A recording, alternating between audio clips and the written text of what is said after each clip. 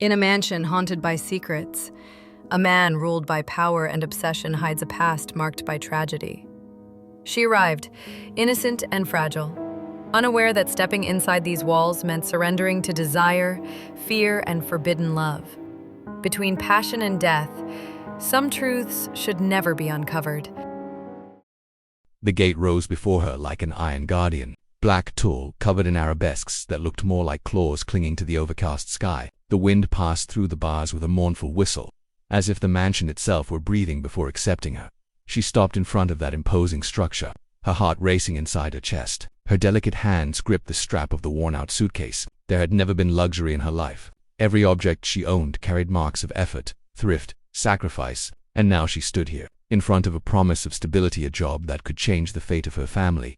Her name echoed in her mind as if it were the only thing keeping her steady. Clara, a young woman in her early 20s, of such pure beauty that it contrasted with the harshness of the life she had endured. Her honey-colored eyes, large and bright, were capable of transmitting both innocence and a quiet strength. Her delicate face, shaped by gentle features, carried an almost ethereal aura of femininity. Her light brown hair fell in waves down to her shoulders, dancing in the cold wind blowing through the trees.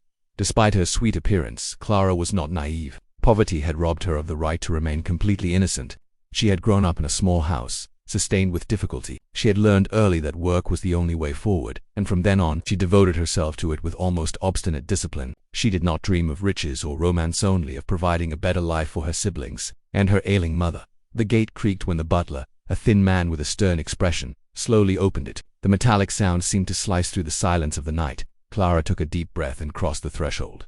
The mansion appeared before her eyes like a slumbering creature, gigantic, built of dark stone, with tall windows and heavy curtains. Every detail seemed to scream grandeur, but a cold grandeur, devoid of warmth. It was a dark beauty, like a rose surrounded by thorns.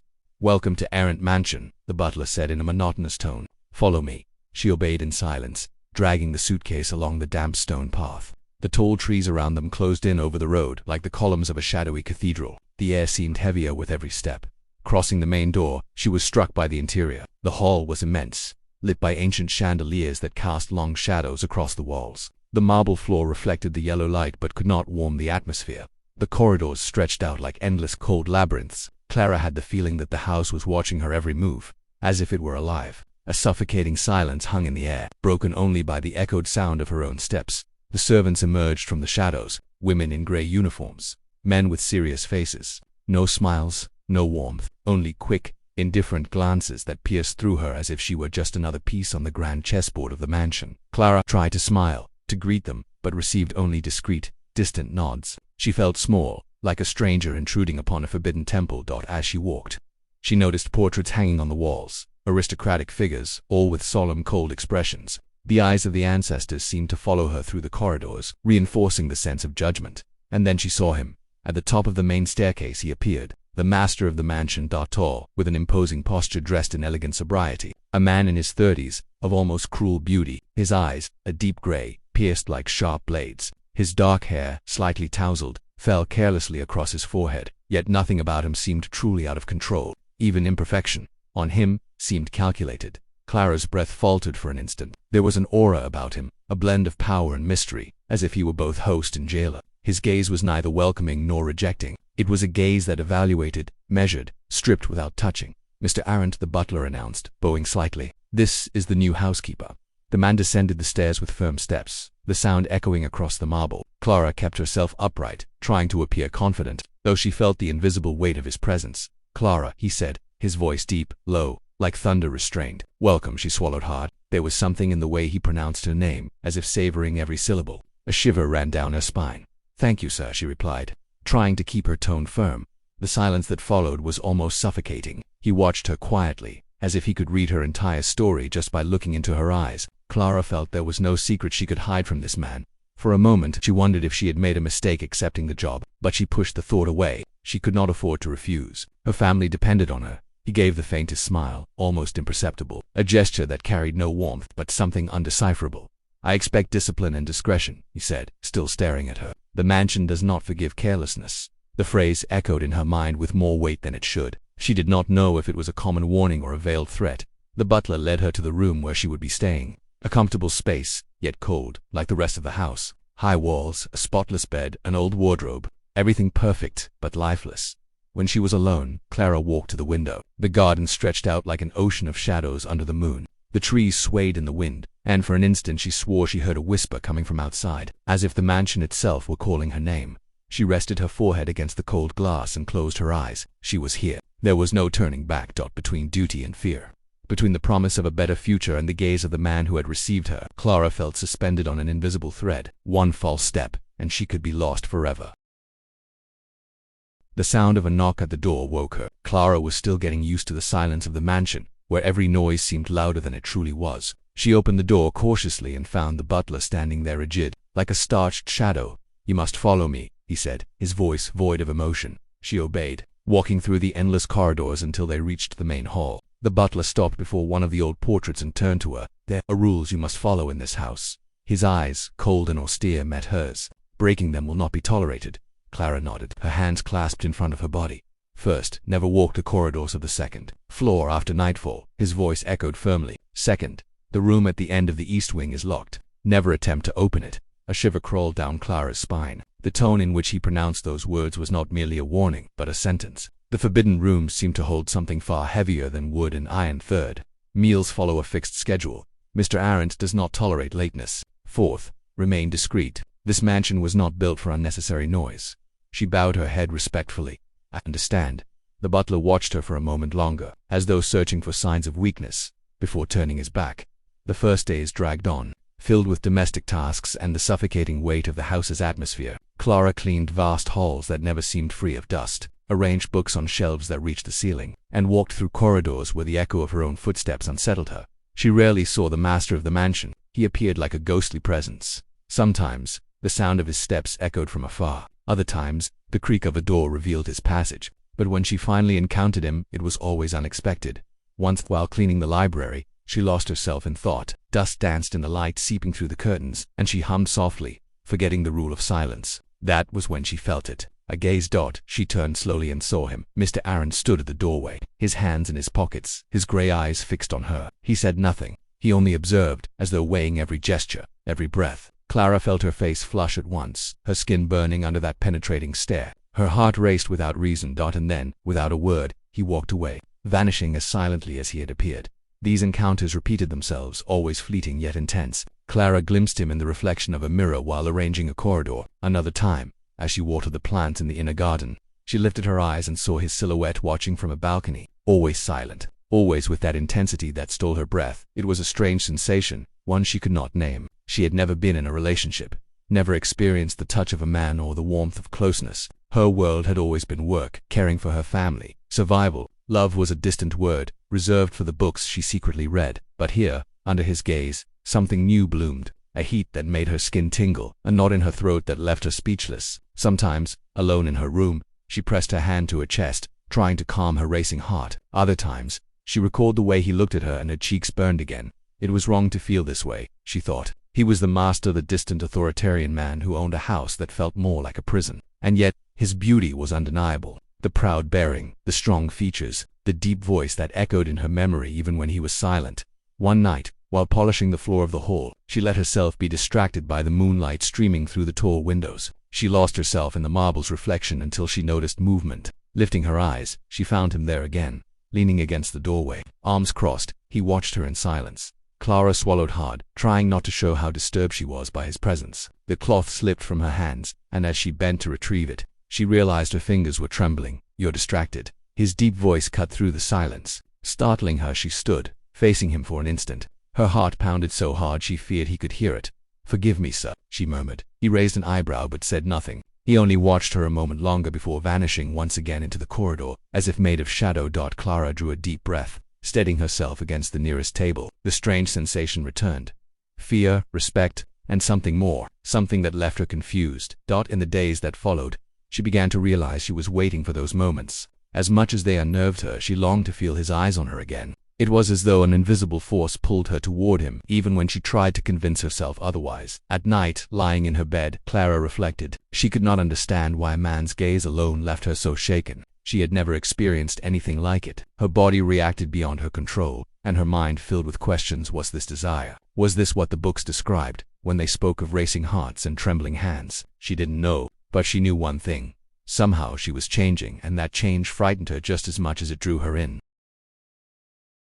The mansion had its own ways of speaking, not with words, but with creaks in the floorboards, doors that groaned as they closed on their own, and whispers the wind seemed to drag through the halls. At first, she tried to ignore it. She told herself it was only her imagination playing tricks in the night's silence, but the longer she stayed there, the more she felt that the house was breathing and that every breath concealed secrets that dared not be revealed in the first days. Her routine followed a strict rhythm, waking up early, helping with chores, cleaning rooms, polishing corridors, carrying out orders that almost always came through the butler. Slowly, the servants, who had greeted her with indifference at first, began to soften under her kindness. She always smiled, even when tired. She offered help when she saw someone overwhelmed. The way she treated everyone with respect and attention, even though she was the newest there, sparked a quiet sympathy. The gardener, an elderly man, began greeting her with warm nods. The younger maids, once distant, started to share little giggles with her during breaks. It was as if her presence brought a breath of fresh air into that heavy atmosphere. But there was one exception: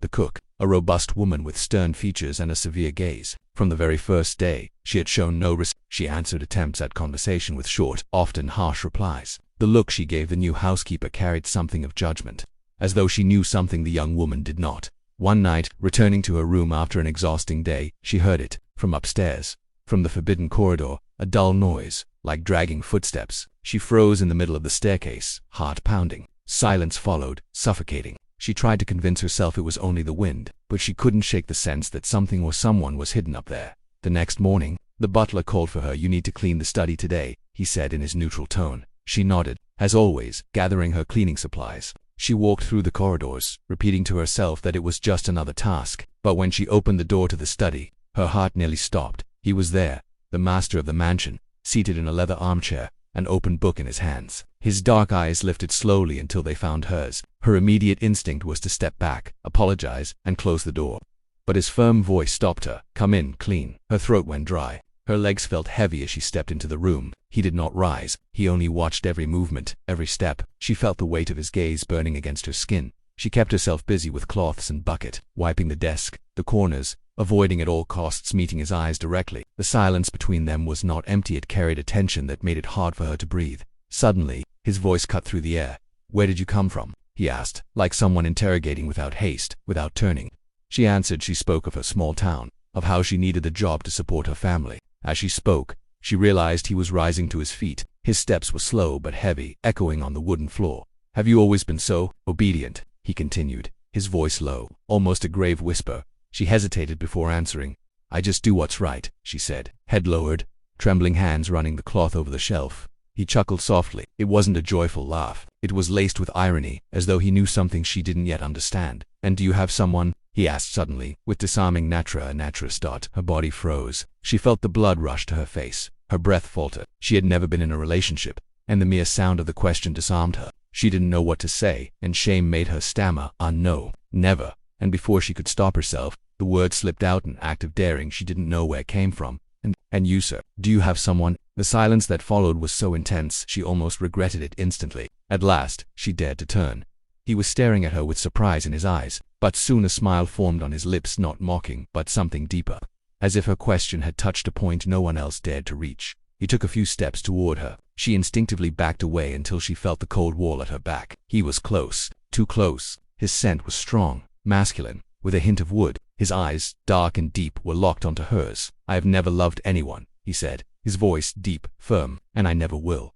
The words fell on her like a sentence. But it wasn't just the words, it was the way he said them. So close their faces were separated only by inches. She felt his warmth, the pull of his presence, drawing her in with a force she couldn't resist. Her heart pounded in her chest. Her hands trembled at her sides. His eyes flicked down to her lips for the briefest moment, then returned to hers. The tension was almost unbearable. Her breath faltered, and without understanding why, she felt her face burn, her body reacting in ways unfamiliar. Uncontrollably, he swallowed hard, looked away, and with a sudden movement, stepped back. "You may go," he ordered, his voice once again cold. It took her a second to understand. But she quickly gathered her supplies and rushed out. She walked through the corridors as if in a trance, her hurried steps echoing along the walls. When she reached her room, She shut the door and leaned her back against it, breathing deeply. Her heart was still racing. She touched her own face, feeling the heat, as if he was still standing before her. She couldn't understand why that look, that closeness, had shaken her so deeply. But she knew something inside her had awakened something dangerous, overwhelming. She lay on the bed, but sleep never came. Each time she closed her eyes, she saw his so close, so intense, as if they could pierce straight through her, and for the first time she feared not only the mansion's mysterious master, but herself. The following weeks dragged on in a strange routine of silent escape. Since that encounter in the study, she had done everything she could to avoid the master. Not that it was simple. The mansion seemed to breathe his presence in every corner, but she had learned to avert her gaze, to choose the right moments to slip out of the halls when she knew he was near. The servants began to notice. Some snickered quietly among themselves, others only exchanged complicit glances, but no one dared to speak aloud. It was as if they all knew that any closeness with him was dangerous and that she somehow had already placed herself far too close to that line. His silence also unsettled her. After the incident in the study, he seemed to vanish from her routine. He didn't seek her out, didn't appear suddenly to watch her, didn't cross her path on purpose in the corridors. It was as if he had accepted her attempt at avoidance and withdrawn back into his own shadow. She told herself it was better this way. After all, the less contact she had, the less confused she would be. But deep down, something pulsed quietly.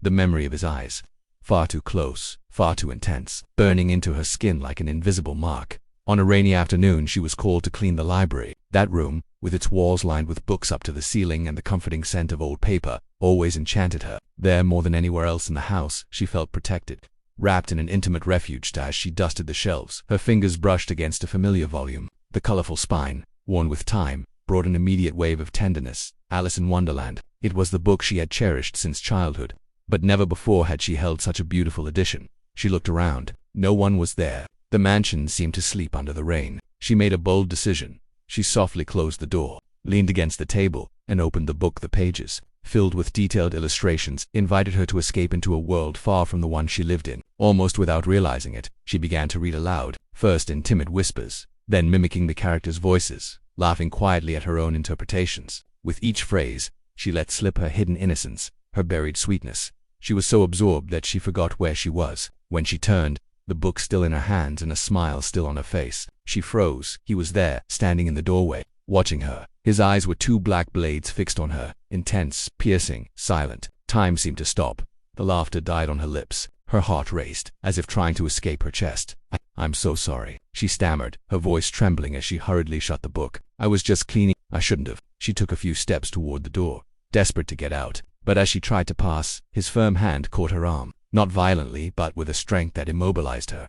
Why are you avoiding me? His voice was deep, low, almost a whisper. She froze. The heat of his hand on her skin spread uncontrollably through her body. She tried to answer, but her throat had gone dry. I didn't mean to, she babbled nervously, but she couldn't finish. The closeness was suffocating. He was so near she could feel his warm breath brushing her face. You're lying, he murmured, his eyes locked onto hers, each word sounding like both an accusation and a confession. Her body trembled. She didn't know if from fear or from the strange pull that dragged her against her reason. His fingers still held her arm, and though she could have pulled away, she didn't. The silence between them grew heavy. His quickened breath, mingling with hers, filled the air. And then, the inevitable happened. He moved even closer, his face just inches away, his gaze burning into hers as if testing how long she could endure it. She stepped back half a pace, but there was nowhere to go. The table was right behind her. He advanced, not with haste, but with intensity. The tips of his fingers slid from her arm to the back of her hand, tracing a slow, almost imperceptible line that made her entire body shiver. She was breathing fast, lips slightly parted, unsure how to react. She had never felt anything like this. The heat, the weight, the tension of being trapped in his gaze. It was as if the whole world had vanished, leaving only the two of them in that moment. He tilted his face, as if to kiss her, but stopped halfway. His mouth never touched hers. It only hovered near, so close she could feel his warm breath, mixed with a woody scent that seemed to cling to his skin. You ignore me, but you can't hide this, he said, his voice charged with something between desire and challenge. She closed her eyes for a moment, unable to withstand the intensity. Her body betrayed her confused mind, reacting on its own. Her face burned, her heart thundered. His hand slowly rose to her shoulders, resting there, as if testing the limits of touch. There was no haste, only the tension that seemed to grow with each second. He lowered his face toward her neck, so close he almost touched it but didn't. His warm breath made her shiver, as though each exhale were an invisible caress. She let out a broken sigh, startled by what she was feeling. She had never been so close to anyone, never felt her body respond so intensely. He lifted his head again, his eyes locking onto hers once more. There was no softness in that gaze, only dominance and restrained desire. "Say you feel nothing," he challenged, his lips almost brushing hers. She wanted to respond, but couldn't. The words simply wouldn't come. A dense silence filled the space. Then, as though he had won an invisible duel, he stepped back slightly. His fingers slowly released her arm, and the contact dissolved, but the air was still heavy, electric. "Don't avoid me again," he said firmly. Then he left, leaving her there, heart in chaos, body still trembling. It took her minutes to catch her breath. She leaned against the table, clutching the book to her chest as if it were a fragile shield. But nothing could protect her from what had just happened. Her lips still burned, even without being touched. Her skin still carried the heat of his hands. And more than ever, she knew, no matter how much she tried to run, she was already trapped, not by the mansion, not by its rules, but by the man who inhabited it. Life in the mansion, once silent and distant, began to take on a new rhythm. Whenever the butler sent her to clean the study, she already knew she would find him there, sometimes sitting in his leather armchair, sometimes standing by the enormous windows, gazing at the garden with an enigmatic expression. At first, the silence was heavy. She worked in focused silence, avoiding his eyes. But he, as if deciding to break the distance she tried so hard to keep, began to speak. "What do you like to do?" he asked one day, without lifting his eyes from the book he was leafing through. The question caught her off guard. She wasn't used to anyone being interested in such things. She answered hesitantly, but truthfully, "I like to read, to take care of my family. I like to cook, when I have time." He raised his eyes to her. His look wasn't mocking, but curious. "Read what?" She gripped the cloth in her hands. "Shy, whatever I can find. We had few books at home. Alice in Wonderland was always my favorite." The corner of his mouth curved into something that almost resembled a smile, a classic of imagination, and he returned to his book. These conversations began to repeat. He asked more, and she answered with her simple truth, without embellishment. She told him about her younger siblings, about her sick mother, about how she always believed she would have to work hard to support those she loved. There was melancholy in her words, but also a sweetness rarely found inside that house. Over time, something shifted. She realized she smiled during their talks, a gesture she had almost forgotten. He, always so cold, seemed less rigid, as if his walls were slowly, but perceptibly, beginning to crack.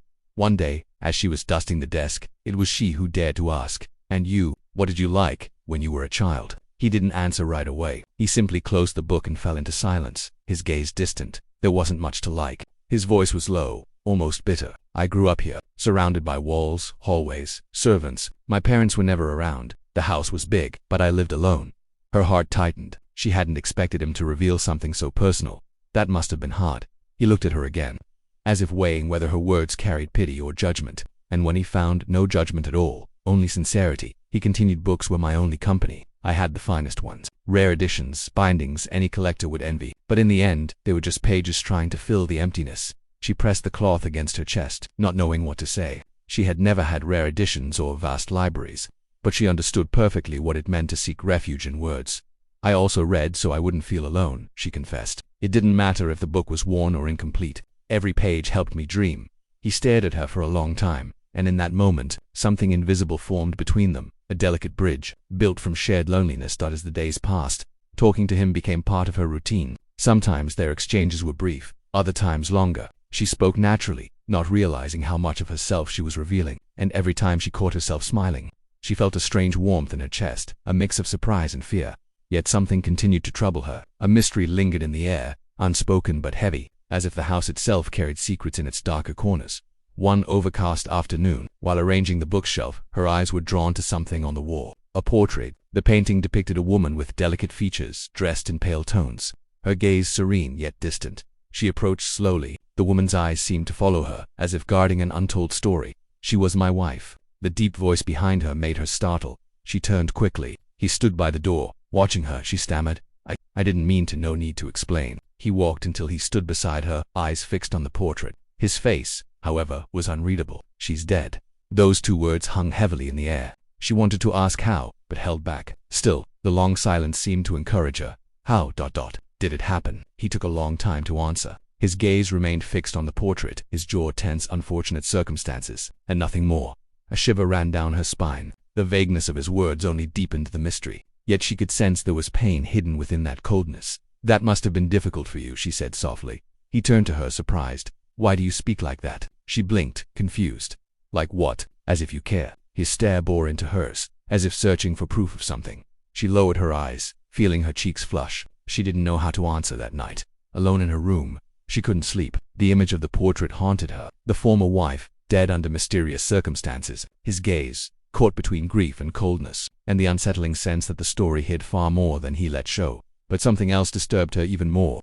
The way her heart raced whenever she was near him. No matter the danger, no matter the fear and curiosity surrounding him, there was something irresistible in his presence. Every word they exchanged, every lingering glance, pulled her closer to a limit she wasn't sure she could resist. And deep down, she knew she was becoming ever more entangled with that man. Not by the walls of the mansion, but by the intensity he awakened within her, a feeling that grew, nourished by both fascination and fear, and that, somehow, was changing her. In the days that followed, the household seemed to fall into deeper silence. The study, once heavy with his presence, now remained empty. She still saw him occasionally in the hallways, but it was as if he had decided to erase her from his sight. Whenever they crossed the same space, his eyes slid past her as though she were part of the furniture, a shadow on the walls. That indifference hurt more than any harsh word. She didn't understand. She had spent weeks building fragment by fragment, timid space of conversation, of rare confidences that felt almost stolen from a man like him. Now, it had all unraveled. He hadn't only withdrawn, he had chosen to be cruel in his coldness. Night after night, she asked herself if she had done something wrong. She replayed their conversations, her gestures, the times she had smiled more than she should, or let her gaze linger on him too long. Perhaps she had been too bold. Perhaps he had noticed how she had begun to feel, and realizing it, he had pulled away to punish her. Each day, the weight inside her grew heavier. Food lost its flavor. The days turned gray. When everyone slept, she slipped through the corridors to the garden. The fresh night air wrapped around her like a distant embrace, and she walked slowly among the flowers, eyes lifted to the sky. Since childhood, she had the habit of speaking to the moon. It was like a silent friend, always present. Before it, she confessed her fears, her hopes, the feelings she never dared to reveal to anyone. Now, she unburdened herself as if the moon were the only one who could hear her frustration. "I was foolish," she murmured, gazing upward. "I thought that he could be different. But he feels nothing. He is only stone, only emptiness." Her heart burned with a mixture of hurt and anger. For the first time, she dared to think it wasn't just sadness, it was frustration, too. He made her feel things she couldn't name, and then abandoned her to her own chaos, as if he bore no responsibility at all. Time dragged on, weeks slipping by, until one detail changed. She noticed that on certain days, when she was cleaning a room, he was there, not like before, engaged in conversation, but his presence was deliberate, as if he were testing whether she would dare to speak. She never met his eyes. She answered briefly, almost in monosyllables, and quickly found excuses to leave. She knew she was behaving like a child, but couldn't help it. It was a kind of silent revenge. If he wanted to ignore her, she would ignore him first. Inside, though, something burned, until one night, fate set them face to face in a different way. She had once again retreated to the garden, to a hidden corner where the vines cast discreet shadows. She sat on the grass, knees hugged to her chest, her face bathed in moonlight. She murmured disjointed words, trying to ease the weight consuming her chest. When she lifted her eyes, he was there, leaning just a few steps away, watching her with an expression heavy with tension. There was no disdain in his eyes, nor the practiced indifference. It was something denser, more intense.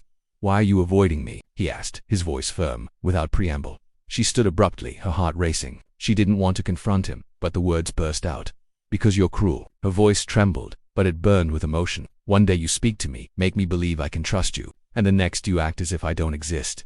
He stared at her but said nothing. She went on, anger spilling over. "You must think I'm a fool, but I'm not. The fool is you, choosing to live distant, pushing away anyone who tries to come close. I never asked for anything, never wanted to feel this way, but you made me believe you might be different, and then you left me in emptiness." Silence fell, heavy and thick. She trembled, breath uneven, but didn't back down. Then he stepped closer, eyes blazing with a mix of fury and restrained desire. "It's your fault." His voice was low, almost a growl. "You made me want you." Her eyes widened, stunned, almost breathless. I did nothing." Her voice faltered. "It was never my intention." He moved closer still, until the distance between them was minimal. His body radiated heat, his breath mingling with hers. "Don't you understand?" His voice surged with intensity. "Since you arrived here, you've thrown me off balance. I think of you when I shouldn't. I want things I shouldn't want." Her face flushed, her heart threatening to burst from her chest. She didn't know what to say. He raised his hand, lightly brushing her arm. The gesture was gentle, but there was strength in the way he guided her back against the stone wall draped in ivy. Her skin burned where his fingers touched. She gasped, unsure if she should pull away or stay. His gaze was suffocating, penetrating. I don't know what's happening to me, she whispered, eyes clouded with confusion. It's happening to us both. He leaned in, so close she could feel the heat of his breath. The first touch was almost imperceptible, his fingers tracing the line of her face, sliding down to her neck. There was no brutality, but there was control. Every movement seemed calculated, as if he were testing her limits. She shivered, closing her eyes for a moment. When she opened them again, his were fixed on hers, dark, filled with something that terrified and enticed her at once. His lips drew near, grazing hers but stopped a hair's breadth away. The silence between them was dense, filled with the sound of ragged breathing. Her body responded in ways she couldn't understand. Goosebumps rippled her skin. Her heart raced. Heat pooled low in her belly. She had never felt anything like it. He slid his hand around her waist, pulling her closer. No question, no permission, only imposition. Lost. She didn't resist. His hands moved slowly, firmly, unhurried. Every touch was a blend of gentleness and possession. He didn't need to be explicit. Control emanated from every gesture, every gaze that made her burn with shame and desire all at once. She let out a breath, almost a muffled moan, and it seemed to ignite his eyes further. But just as the intensity threatened to consume them both, she pressed her trembling hands to his chest and whispered, "Stop, please." He froze, breathing hard, eyes still locked on hers. I don't want it to be like this. Not the first time. He shut his eyes briefly, as if battling himself. The desire in him was obvious, blazing, but he didn't advance. Instead, he pulled back slightly, still holding her face firmly. "You don't know what you're asking of me." His voice was hoarse, almost broken. She looked at him, heart hammering, and murmured, "Just don't ignore me anymore. Don't treat me with silence." He drew a deep breath, running his hand through her hair, as if trying to anchor the moment. "Then promise me you'll never avoid me again." She hesitated, then nodded. "I promise." At last he stepped back, leaving her skin burning and her heart in disarray. That night, she couldn't sleep. Her body still vibrated with new, uncontrollable sensations. Desire, fear, confusion, all swirling in a storm she couldn't name. She knew only one thing. Something had changed forever between them, and what came next, she was afraid to find out. The days following that night in the garden were different. The weight of silence had dissipated, replaced by something more intimate, almost suffocating. When they were together, their gazes no longer lingered on the surface. There were kisses, long and charged with an urgency neither of them understood. There were touches that crossed the barrier of innocence, exploring skin with a mix of curiosity and possession. The house, once immense and cold, now felt narrower. Every hallway held a secret. Every room became a territory where tension could erupt at any moment. But inside her, a shadow was growing. The more she surrendered to his kisses and hands, the more something deep in her chest made her feel guilty. She couldn't explain it. It was as if desire had a bitter taste, as if there was something wrong with every moment of pleasure. When he approached her, body burned in response. When he stepped away, she was left with the feeling of walking a path with no return. It was almost a relief when he announced he would travel for a week. She hid her sigh of relief. But on the first night without him, she discovered that the emptiness weighed more than she had imagined. The room felt larger, the bed far too cold. Daily tasks became mechanical, and each time she passed the spots where she usually found him, a pang of longing surprised her. In the following days, his absence turned into unease. It was as if her body, against reason, craved him. Her stomach twisted a strange hunger she couldn't satisfy when he returned. His eyes held the same intensity as always. "And he brought a gift for you," he said, handing her the box. Inside, she found a deep-colored silk dress, seemingly tailored to perfection. The fabric slid through her fingers like water. She hesitated, but put it on. When she emerged, his eyes roamed over her like blades. "You are the most beautiful woman I've ever seen," he said, without hesitation. The words hit her like a blow. Her eyes filled with tears she couldn't control, and then she collapsed into sobs. He held her in his arms, trying to calm her. "What is it?" he asked, serious but softly. She shook her head, unable to contain the whirlwind inside her. "This isn't right," she confessed, between sobs. "I don't know what's happening to me, but it's not right." He stared at her silently. There was no disdain, no denial, just silence, and that silence hurt more than any answer could. "You don't speak because you know it's true," she insisted, searching his eyes. "I don't want to live like this. I don't want to suffer for someone." He sighed deeply, closing his eyes briefly. When he opened them, his expression was heavy with gravity. "Leaving is not an option," he said firmly, his voice authoritative. She shivered. His tone wasn't harsh, but it carried the force of an order that allowed no questioning. "What do you mean it's not an option?" she retorted, surprised. "Because I won't let you," he replied, eyes intense on hers. She swallowed hard, unsettled. "But I don't want this." Her voice was weak, almost a plea. "I don't want to lose myself. I don't want to live confused." He moved closer, lightly touching her face. "Stay 2 months," he said, almost like a request, yet with the weight of a decision already made. "Why?" she asked, anxious. "Why 2 months?" He averted his gaze, as if it were the only time he allowed himself to avoid the question. "Just stay," he replied, his voice heavy with something she couldn't decipher. Tense inside. Conflicted, she nodded, but over the next 2 days, resentment gnawed at her. She began to avoid him again. She knew he didn't like it, but couldn't act otherwise. It was as if she needed distance to avoid drowning. And it was in this mix of frustration and sorrow that, on a silent afternoon, her steps led her to the forbidden hallway. The door, the only door that always remained locked. Her heart raced. She couldn't explain why, but she felt compelled to open it. Perhaps it was the emptiness of the past days. Perhaps the desperate desire to understand. She turned the knob. To her surprise, it yielded. The room was shrouded in shadows. The air felt heavier, filled with memories that were not hers. Paintings draped with sheets, antique furniture, a perfume faded by time. She took a few steps, absorbing every detail. In the corner a vanity, on it framed portraits. A woman with an intense gaze, a delicate face, frozen in a time that would never return. That was the wife she approached, chest tight. And in that moment, she heard the door slam behind her. "What are you doing here?" His voice cut the silence like lightning. She turned, startled. He stood at the doorway, eyes blazing with restrained fury. I just wanted to understand." She tried to speak, but her voice faltered. He advanced toward her, his commanding presence filling the space. "I told you not to come in here." His voice sounded deep, charged with tension. She stepped back until she pressed against the vanity, the portraits behind her like silent witnesses. "But why?" Her voice was a plea. "I need to understand. What happened? Who was she?" "It doesn't matter," he shouted, the unexpected outburst echoing off the walls. She flinched but did not avert her eyes. "It matters to me," she retorted, breath uneven. "How can I be here, with you, without knowing what you hide?" Silence fell heavy. He drew a deep breath, eyes locked on her as if fighting something within himself. Suddenly, he grabbed her arms, pulling her close. The proximity was suffocating, his body pressed to hers, eyes flashing with fury and desire. "You don't understand what you're asking," he murmured, his voice hoarse. She tried to speak, but his lips crushed hers. The kiss was rough, urgent, as if he wanted to silence every word. She resisted for a moment, but her body betrayed her mind. Her hands clung to his chest, and soon the kiss deepened, hungrier, more consuming. He pressed her against the vanity, one hand holding her nape, the other sliding along her waist, firm, as if marking territory. The air around them seemed to vanish. She sighed against his lips, and that alone ignited the moment further. Their breaths mingled, heavy and uneven. Every touch carried domination and surrender. Every gesture was a battle between anger and desire. His fingers traced over her skin above the fabric. Firm, guiding, imposing rhythm. Her body responded, even as her mind screamed doubts. She felt torn between the fear of the unknown and the overwhelming heat consuming. Every fiber of her being he pulled back slightly, eyes dark and fixed on hers, and murmured, "You are mine. The past doesn't matter. Nothing else matters but this." The words made her shiver. She didn't answer. She simply let the kiss return, intense, filled with a hunger that seemed to grow uncontrollably.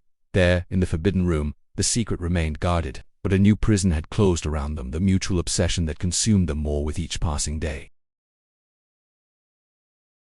From the moment she entered the forbidden room, nothing felt the same. She tried to convince herself she could carry on with her routine normally, but curiosity gnawed at her. Who was that smiling woman in the portraits? What had really happened? Every time she met his gaze, her heart raced not just from desire, but also from the weight of doubt. It was as if a shadow always stretched between them, something that both united and separated them. In the following days, she began seeking answers on her own. She tried to casually strike up conversations with the staff, subtly, almost casually, but the answers were always short, evasive, silent glances exchanged, restless hands, interrupted phrases. It was as if everyone had made a pact of silence. One night, tired of guessing, she decided to go down to the kitchen. Her empty stomach demanded food, but deep down it was just an excuse to escape her own restlessness. She sat alone, nibbling on a piece of hardened bread, until the cook entered. The older woman, with a stern expression, didn't greet her. She simply continued her work, washing pots as if the young woman were invisible. Silence stretched for a few minutes, until, suddenly, the cook broke the barrier. "Do you really think this will work?" she asked, not even looking at her. She widened her eyes, surprised. "I don't know what you're talking about." The cook let out a dry, bitter laugh. "Of course you do. Everyone here knows." She paused, drying her hands on her apron. "You're deluding yourself." The words cut like a knife. "The master of this house is not for you," she continued, firm. "His wife. Now she was someone worthy, elegant, intelligent, the true lady of the mansion. When she died, it was a terrible loss, a loss that will never be replaced." The young woman felt her face burn, unsure if it was from anger, shame, or pain. "And you—" The cook looked at her for the first time, her gaze severe and merciless. "You are a nobody. Always will be." She opened her mouth, but no words came out. The lump in her throat was too large. She stood abruptly, leaving the half-eaten bread behind, and left the kitchen almost running. When she reached her room, she slammed the door and leaned against it, struggling to breathe. Tears came immediately, silent and heavy. A nobody. The words echoed like hammer blows all night. She tossed and turned in bed, unable to sleep. Fear seeped in alongside sadness. What if it was true? What if she were merely living a fleeting illusion, doomed to fail? Yet at the same time, her body ached with longing. She could feel his absence in every empty space, in every silence. And no matter how much she tried to pull away, something stronger than reason drew her back. It was as if she had lost control of her own body.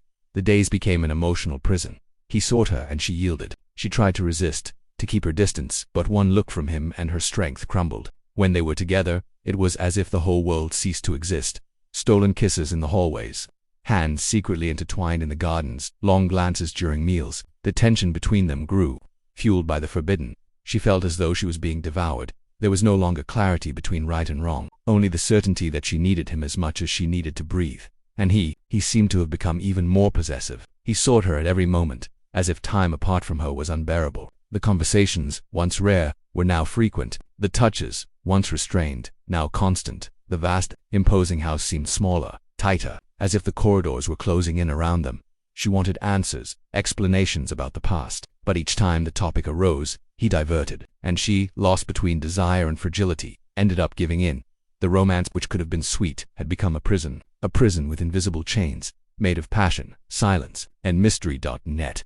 Inside her, a part did not want to be freed. One night, when the moon shone intensely over the gardens, she found herself again in the same contradiction. She was in his arms, their bodies too close, the heat of desire burning like fire, labored breathing, hungry gazes, stifled words, and yet, somewhere in the back of her mind, the cook's voice echoed, "You are a nobody." Her heart tightened. She felt fear. Yes, but not of the man in front of her. The fear came from herself, from how much she was letting herself get lost in this endless labyrinth. Loving him was like walking in the dark, guided only by the fragile flame of a candle about to go out. But even knowing the danger, she could not let go of his hand, because, more than anything, she did not want to be alone. The days dragged on as if every hour weighed heavily on her shoulders. With each sunrise, the pressure in her chest grew. The deadline he had given her was approaching, and with it came the anxiety that silently consumed her. She walked through the mansion's corridors like a shadow, her heart constantly alert, her thoughts always on him. His silence, the intense stares, the measured words, everything was like an invisible prison, a chain pulling her closer to him even when she wanted to retreat. With only 2 weeks left before the deadline, something changed. He called her in his low, firm voice, charged with a magnetism she could never resist. He asked her to come to his room that night. She hesitated. Her whole body shivered at the thought. But when night fell and the corridors grew even quieter, she walked slowly toward his door.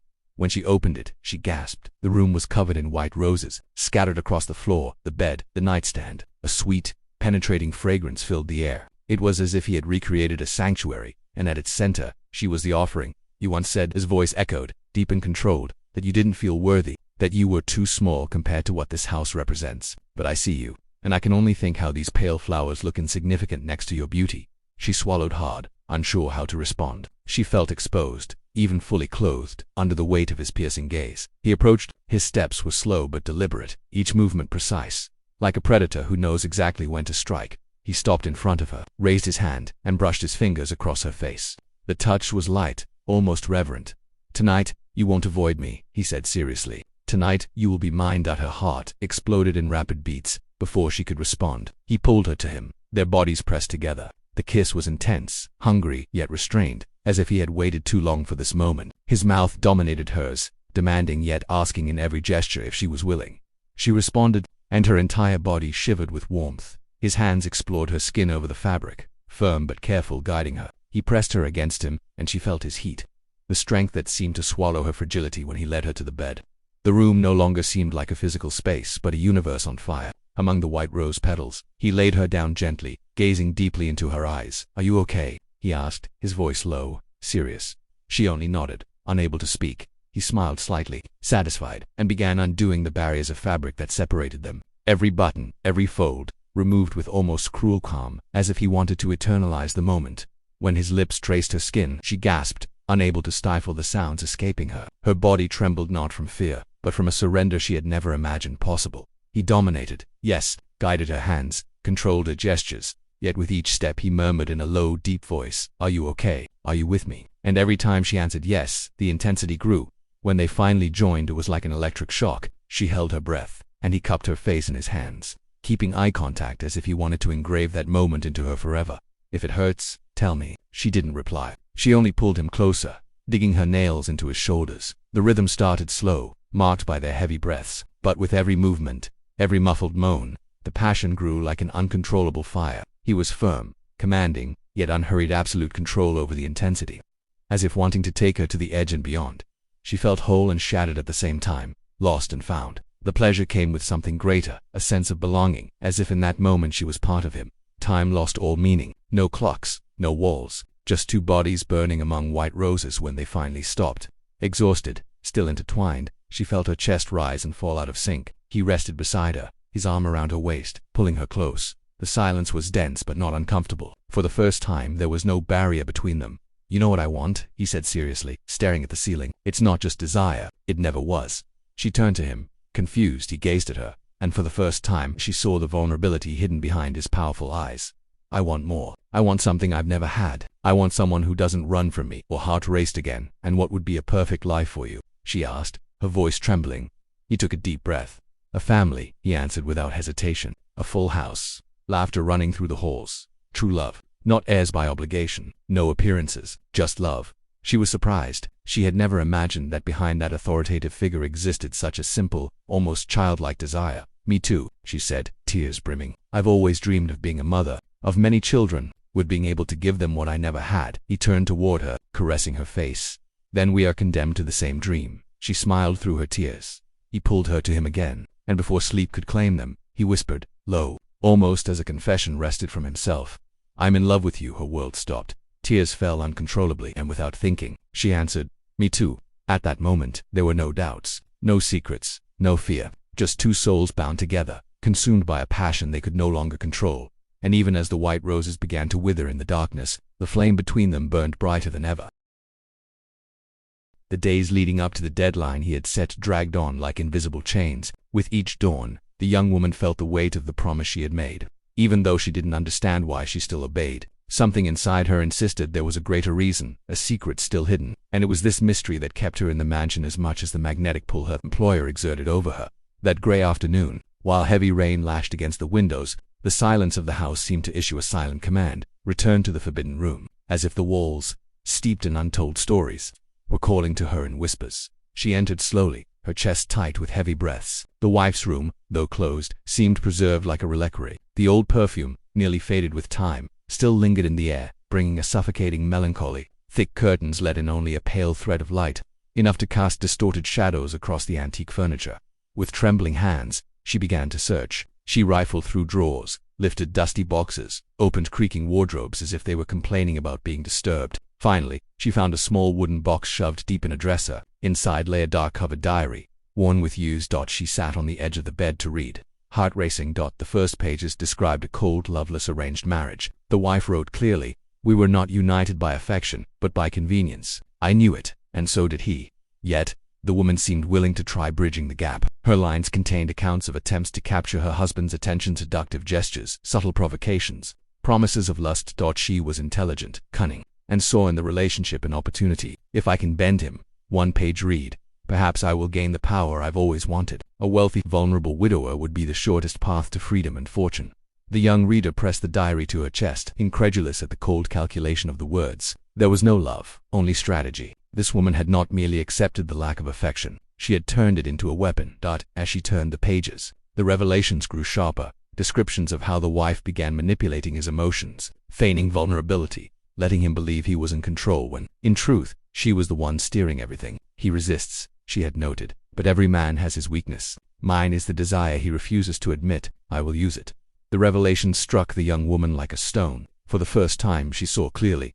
The woman who had died was not the idealized figure whispered about by the servants. She was ambitious, cruel, and capable of toying with a man's deepest emotions, merely to seize power, before she could reflect further. A sound echoed from the corridor: footsteps. The echo drew closer. In a panic, she closed the diary and returned it to the box, hiding it exactly where she found it. She hurried out, slamming the door behind her and running to her own room, her heart hammering as if discovery was imminent. That night, she could no longer bear the weight of the discovery. The mansion's silence had become unbearable, her thoughts spinning in a whirlwind. There was no more delaying. She needed to hear the truth from him, not the version whispered by shadows or fragments, but confessed from his own mouth. She found him in the main hall, seated before the fireplace, his expression serious and distant. The firelight accentuated the sharp angles of his face, transforming him into an almost mythic figure. Straddling the line between man and beast, she drew a deep breath, and with a steady voice, despite her fear, said, "I want to know what happened. I can't keep living in this house without answers." He slowly lifted his gaze, weighing each second before speaking. The icy glint in his eyes made her shiver. "It's none of your business, it is my business," she retorted, her voice trembling. "If you keep hiding it, I will leave." Her words echoed through the hall like a verdict. For the first time, she saw him lose control of his posture, his jaw clenched, hands gripping the arms of the chair. The silence stretched for a few eternal seconds before he finally spoke, his voice low and cutting. "She betrayed me." He rose, pacing the room as if gathering strength. With each step the tension between them grew. On a trip, she became involved with another man, some fool who believed her promises. When she returned, it wasn't out of regret, but because she had suffered an accident. She was too injured to hide it, and her family could never endure a scandal. It would have tarnished their name, and mine. He turned to her, and in his eyes there was more than anger. There was a deep, almost incurable resentment. "I brought her back to this mansion. I paid for the best doctors, ensured she received every necessary care, not because I loved her, but because honor demanded it. I never loved her. I never wanted that marriage. But betrayal I will never accept." He stopped in front of her, so close she could feel the heat of his breath.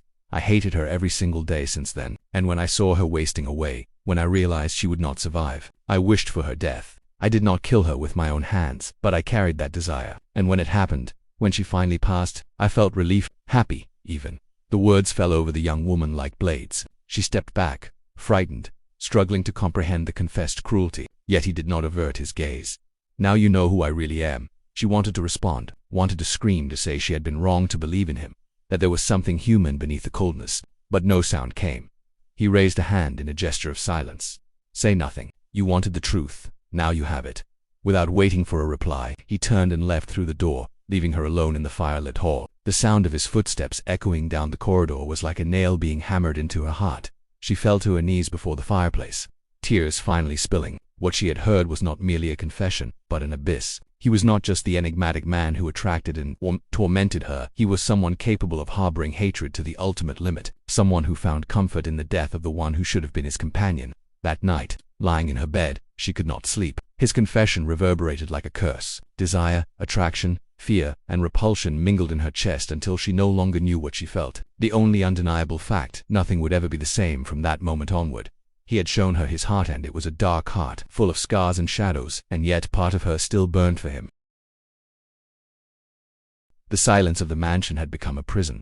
The morning after that cruel confession, Clara awoke with her mind in turmoil. The memory of his face, hard, devoid of any trace of remorse, still burned in her mind. Determined not to leave things hanging, she took a deep breath, dressed calmly, and mustered the courage to find him. She needed answers, a conversation without masks, but his room was empty. The bed made as if no one had slept there. When asked, the butler simply said, "The master has traveled, madam. No return date." The words fell on Clara like a crushing weight. He had left just when she believed they could finally confront the wounds and perhaps find some footing amid the chaos.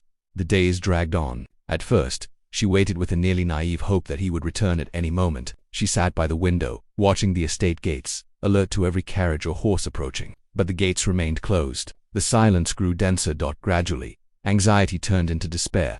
Clara stopped eating properly. Meals left by the cook returned untouched, and her skin began to lose its glow. Dark circles deepened. Her body weakened. She seemed to wither day by day, spending hours locked in her room, too exhausted even to rise. Sometimes, driven by desperate longing, she would enter his room. She would inhale the scent lingering on the sheets, lie on the bed they had shared, and let tears soak the pillow. The space seemed to hold his presence, as if the walls still whispered the sound of the voice she longed to hear.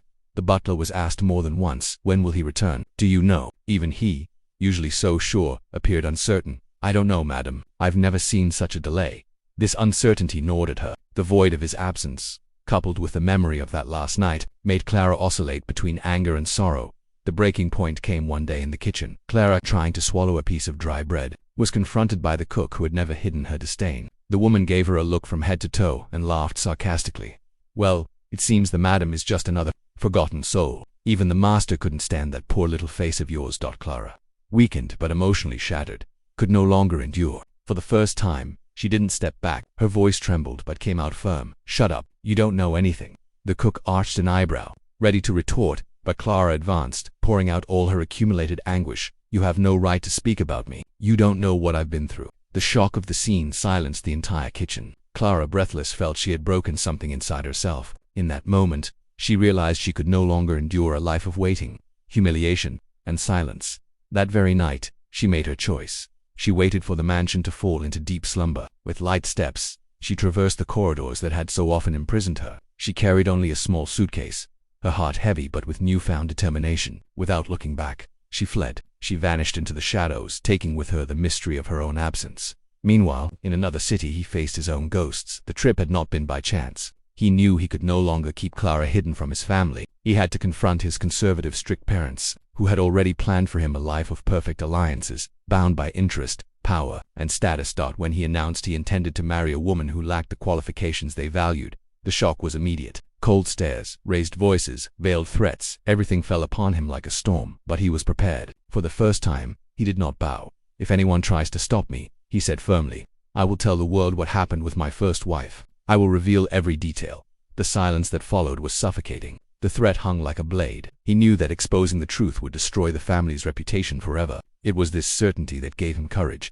Days later, he returned to the mansion. In his pocket, he carried a simple ring, yet one loaded with intent. He dreamed of giving it to Clara, kneeling, asking forgiveness for all the silence, for all the hardness. He wanted, albeit belatedly, to offer her the choice she had never had, to stay by his side out of love, not obligation. But, upon arrival, he found only emptiness. The butler, hesitant, informed him that Clara had left. She had fled without leaving a trace. The ground seemed to vanish beneath his feet. His chest burned with a pain he could not name. Distraught, he ran from room to room, as if she might suddenly appear hidden behind a door, laughing at his distress. But there was nothing, only the echo of steps that were no longer there. The news spread among the staff. No one knew where she had gone. The only clue was the money that, from time to time, arrived in discreet envelopes to her family from an anonymous source. Everyone assumed it was from her. This uncertainty consumed him from within. He moved heaven and earth to find her, hired people, scoured cities, followed false leads. Each passing day intensified the agony. At night, he lay alone in a cold bed, tormented by the possibility that something had happened to her. More than once, despair overtook him. What if Clara were dead? What if the money was just a cruel charade by someone who wanted to see him suffer? With each letter sent unanswered, with each city visited in vain, he felt his sanity erode. The pride that had once defined him dissolved, leaving only the fragility of a man tormented by the absence of the only person who seemed to give meaning to his life. Now, both were trapped by their own choices. Clara lost somewhere in the world, trying to reclaim her dignity and freedom. He obsessed with finding her, consumed by a twisted love that had arrived too late. And in the midst of this distance, a chasm grew, perhaps one that could never be bridged. Time had become the enemy.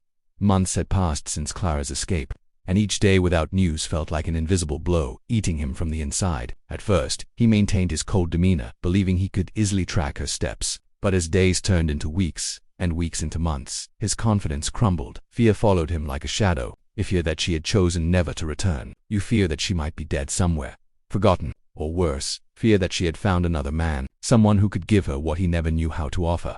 As hope dissolved, obsession grew. He hired investigators, questioned acquaintances, scoured cities. Trips, once calculated and meticulous, became impulsive. He was seen wandering the streets late at night, asking strangers if they had seen a woman with Clara's features. The pride that had once defined him was replaced by visible, almost humiliating despair. Within the mansion, the atmosphere became unbearable. The staff watched their master with apprehension. Sometimes he would rage over trivial matters, a dish not served at the right temperature, a dimly lit hallway. Other times he would sink into long silences, staring into emptiness as if swallowed by his own abyss. Some mornings he surprised everyone with a strange, almost sweet serenity, speaking of Clara as if she could return at any moment. By afternoon, however, calm turned into a storm.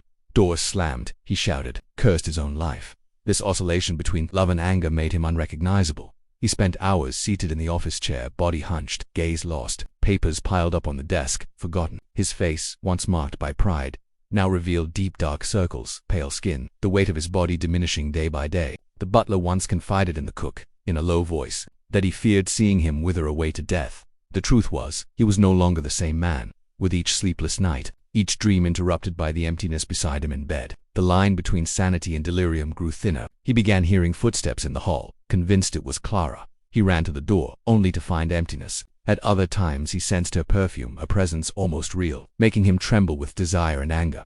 A year passed, he no longer believed. The searches had stopped not because he wanted, but because he had no strength left to continue. He was consumed, exhausted, a broken man. He had accepted that he might never see her again, until that night. Rain fell lightly, and the wind swayed the trees in the garden when a movement at the gate caught his attention. He was awake, as in nearly every late night, sitting by the window, his mind spinning in circles. And then he saw her, a female silhouette standing at the gate. His heart nearly leaped from his chest. He didn't wait for the butler to announce it. Barefoot, he ran through the corridors, breath ragged, throat dry. He flung open the doors, his feet soaking wet, until he stopped in front of her. It was Clara. For a moment, shock paralyzed him. She seemed thinner, her eyes tired, but unmistakable. The woman who had tormented him for months, leaving invisible wounds, was there, real as the rain falling around her.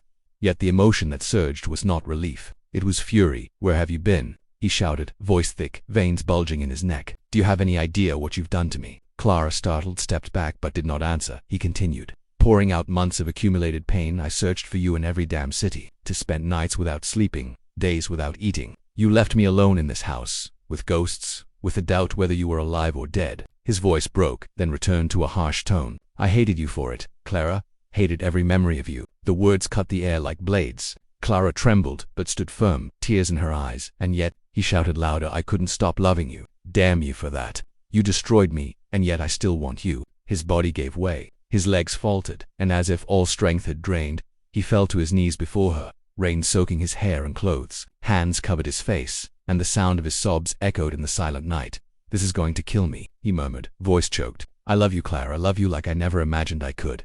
Clara could not resist. She knelt before him, her dress clinging to her body from the rain, and touched his wet face, moving his hands aside. Her red-rimmed eyes met his. "Forgive me," she whispered. "Forgive me for disappearing. I needed to find myself. I thought I'd die if I stayed. I thought what happened between us could never be mended."